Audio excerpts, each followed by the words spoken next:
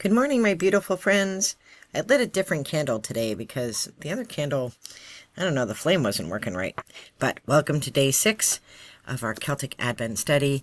And today we're talking about the Book of Deer, which I never heard of. I never heard of that. So I had to look it up.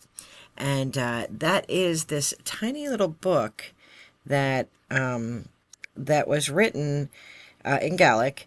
It's an illuminated gospel book, and it's described as one of the most important early medieval manuscripts from Scotland. And this, of course, is from Grok. So it tells you that they date it to the late 9th or early to mid 10th century, and with many placing it in the first half of the 10th century. And I have no idea because I'd never heard of it before. And it belonged to the tradition of the Irish pocket gospel books, compact volumes for personal or clerical use rather than display. So that's interesting because remember that Columba was exiled from Ireland because he made a copy of the Psalms, which he was told not to do by his teacher, and he did it anyway. Rumor has it that he did it at night, so he would be, I don't know what monks do all day, but he did all that all day, and then at night was copying the Psalms. They would have parts of the Gospels and the complete Gospel of John, because that is John is the sort of the Celtic apostle, or Peter is the Roman one. Part of the Visitation for the Sick and the Apostles' Creed.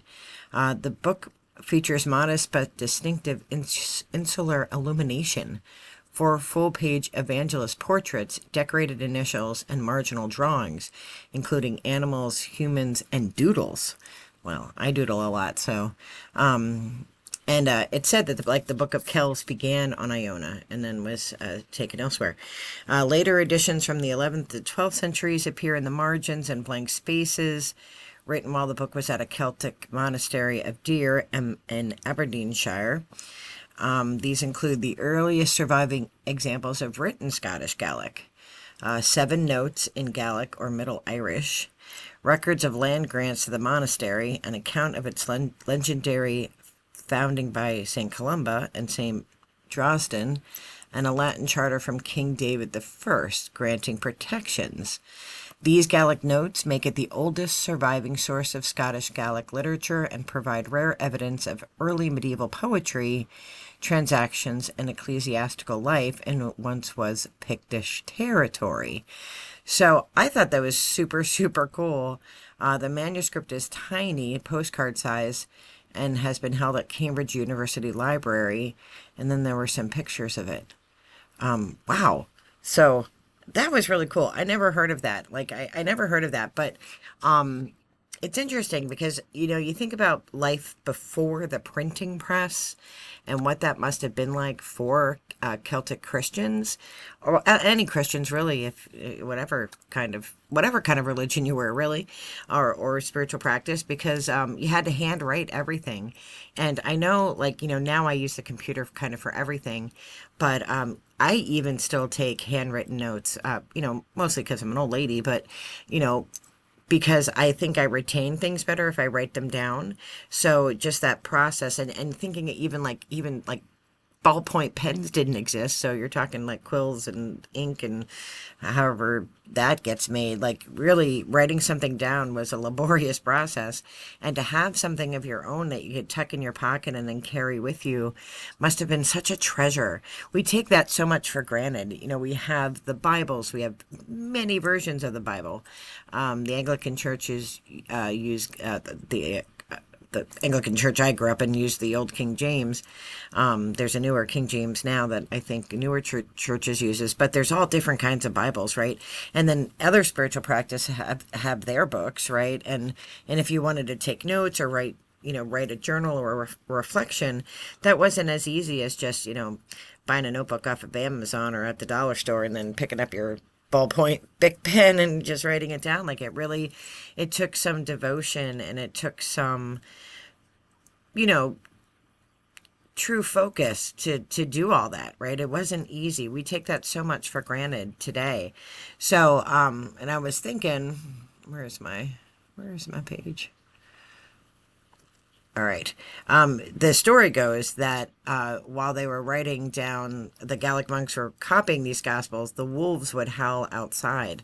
I don't know if there are wolves on Iona, but I suppose there are in other parts of Scotland. So, so that's why I'm in the dark, just to kind of honor those monks who had to do this writing in the dark. The prayer for today is, I'm placing my soul and body under thy guarding this night, O Christ. I am placing my soul and my body under thy guarding this night, O Christ. I am placing my soul and my body under thy guarding this night, O Christ. And, it must have been very scary, right? To be, in your little hermitage or in your little cell or whatever, wherever in your abbey, and having these wolves howling outside. Today's hymn comes from the Gaelic Psalm 23, so I will put a link to that below. It's excellent. And then the journal prompt is, who is the wolf at your door right now? There's always somebody coming after you. There's always somebody coming towards you. There's always somebody who doesn't want the best for you. Who is that in your life? And over the course of my own life, there are various people. I'm fortunate that most people, I get along with 99% of the world. I try to really navigate away from people who cause drama. But, there is, that 1% of people who don't care for me or are coming after me. And that's certainly happened in my career. Usually jealousy is involved. And I just don't play in those spaces, in that sandbox. So I try to navigate away. Certainly in my personal life, that's happened. That's happened here on YouTube. I steer away from drama because I'm really not interested in participating in that energy.